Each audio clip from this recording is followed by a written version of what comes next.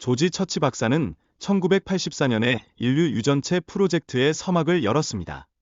그는 최초의 직접 유전자 시퀀싱 방법을 개발하며 이 혁신은 유전체 분석의 상업화를 가속화했습니다. 그의 작업은 개인 유전체학의 발전에 중요한 기여를 하였고, 이로 인해 우리는 인간 유전자에 대한 이해를 깊게 할 수 있었습니다.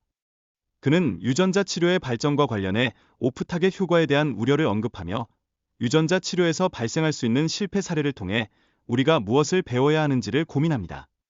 특히 암 유전자의 자극이나 종양 억제 유전자의 비활성화를 피하는 것이 얼마나 중요한지를 강조하는 그의 목소리가 들려옵니다. 오늘날 2,000개 이상의 유전자 치료가 임상 시험 중이며 그중 2가지 치료법은 미국 여부에서 승인되었습니다. 이러한 치료법들은 비통합 벡터를 활용하여 안전성을 높이고 있으며 유전자 편집 기술이 어떻게 발전하고 있는지를 생생하게 보여줍니다. CRISPR-Cas9 기술은 유전자 편집의 정확성을 획기적으로 개선하는 데 필요한 방법입니다. RNA 매개 인식을 통해 특정 부위에서 이중 가닥 절단을 실행하면서 유전자 변형의 정확도를 높이기 위한 다양한 방법론이 논의되고 있습니다. 유전자 편집의 오류율을 줄이기 위해서는 평가 및 문서화가 필수적입니다. 이 과정에서 최종적인 오류율은 전임상 동물 실험을 통해 암과 기타 오프 타겟 효과를 철저히 검토함으로써 결정될 것입니다. 더 나아가 BCR-ASPR 유전자 공학 방법도 고려할 수 있는 다양한 선택지를 제공합니다.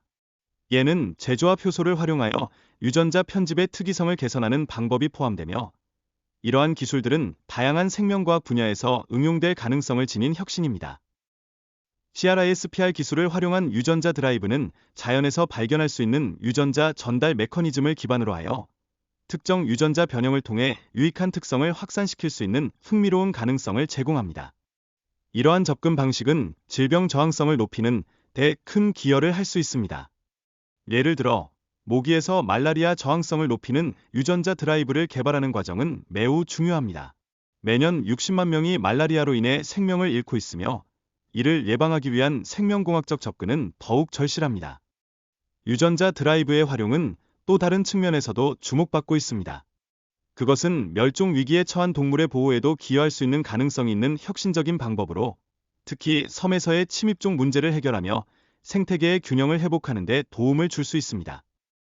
CRISPR 기술은 여러 유전자를 동시에 변형할 수 있는 가능성을 열어줍니다. 하지만 내인성 레트로바이러스와 같은 복잡한 유전자의 변화는 여전히 도전 과제가 남아 있습니다. 이러한 연구를 통해 우리는 장기 이식 및 질병 치료에 대한 새로운 접근 방식을 모색하고 있습니다. 한편 3D 프린팅과 같은 혁신적인 기술 또한 장기 제작 방법을 발전시키고 있습니다. 이러한 기술들은 세포 배양과 함께 결합되어 실제 장기를 배양할 수 있는 가능성을 열어주며 의료 분야의 패러다임을 변화시키는 데 기여할 것입니다. 하지만 동물 모델이 모든 경우에 적합하지 않기 때문에 인간 뇌와 유사한 기능을 가진 오르가노이드를 사용하는 연구의 필요성이 커지고 있습니다. 이러한 연구를 통해 우리는 인간의 생리학적 기능을 더욱 깊이 이해하고 재현할 수 있는 기회를 얻게 됩니다. CRISPR 기술을 사용할 때 타겟 유전자와의 불일치를 피하는 것이 매우 중요합니다.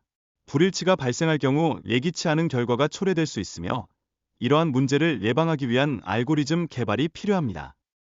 개인 유전체 프로젝트는 다양한 유전적 특성을 연구하는 데 중요한 역할을 합니다. 이는 유전자 정보와 관련된 질병 연구를 위한 귀중한 데이터 세트를 제공하며 정밀의학의 발전에 크게 기여하고 있습니다. 정밀의학 연구에서 대규모 데이터 세트의 중요성이 점점 더 강조되고 있습니다.